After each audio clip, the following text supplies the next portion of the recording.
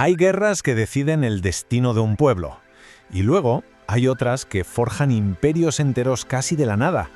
Hoy vamos a sumergirnos en una de esas batallas legendarias, el enfrentamiento que dio origen al increíble imperio inca.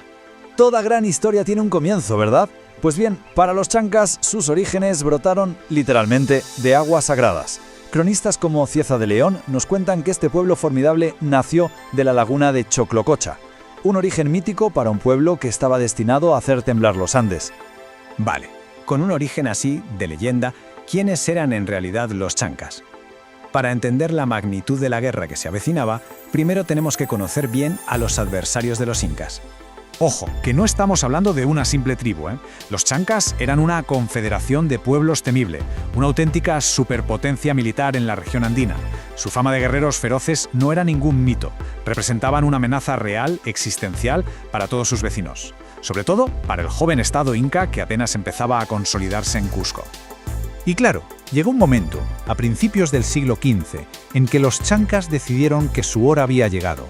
Su ambición era total: la conquista del mundo andino. Y su primer gran objetivo no podía ser otro que el corazón de su principal rival, la ciudad sagrada del Cusco. Imaginemos la escena. Durante el reinado del Inca Viracocha, el enorme ejército chanca se divide en tres frentes y avanza sin piedad. Su objetivo es claro: someter la capital inca.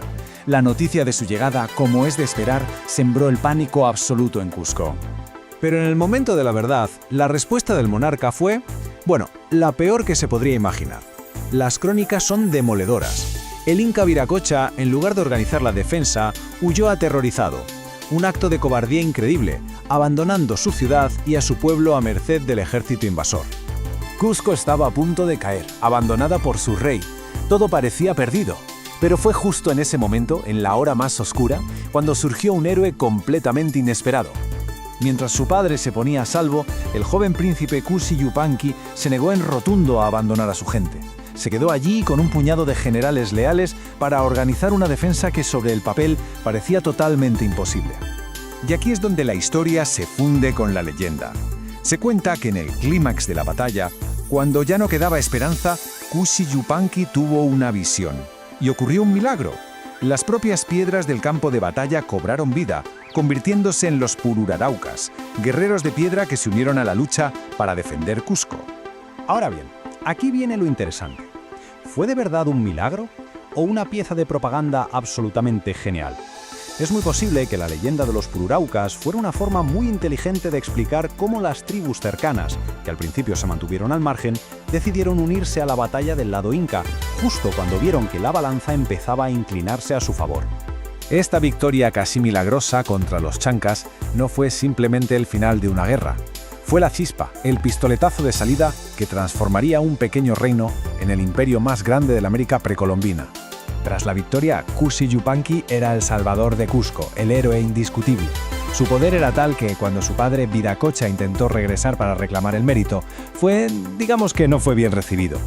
El joven príncipe estaba listo para asumir un nuevo título, un nombre que iba a cambiar la historia para siempre. Se convirtió en Pachacútec, el noveno Sapa inca, y su nombre lo decía todo: el que rehace el mundo, el gran transformador. Y vaya se lo hizo.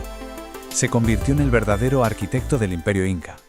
Esa victoria dio a los incas el impulso, el prestigio y la autoridad para iniciar una era de expansión sin precedentes. Bajo el liderazgo de Pachacútec, el reino del Cusco se convirtió en el Tahuantinsuyo, el imperio de las 4 regiones.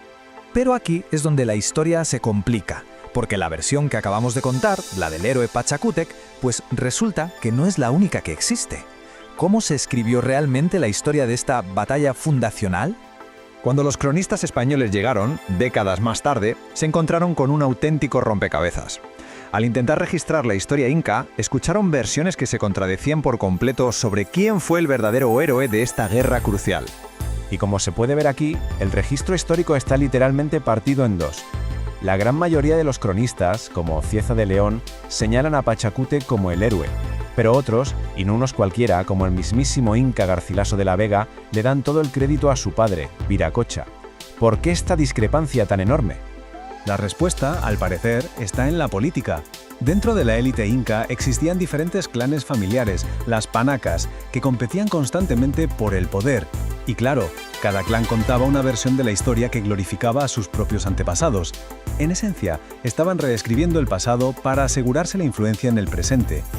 Así que al final lo que nos queda es una epopeya fundacional, una narración que es en parte historia, en parte mito y en parte propaganda política, todo mezclado de una forma que es casi imposible de separar.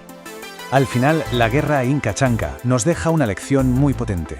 La historia no es simplemente lo que ocurrió, es sobre todo una batalla por la memoria, una lucha por quién tiene el poder de contar el relato.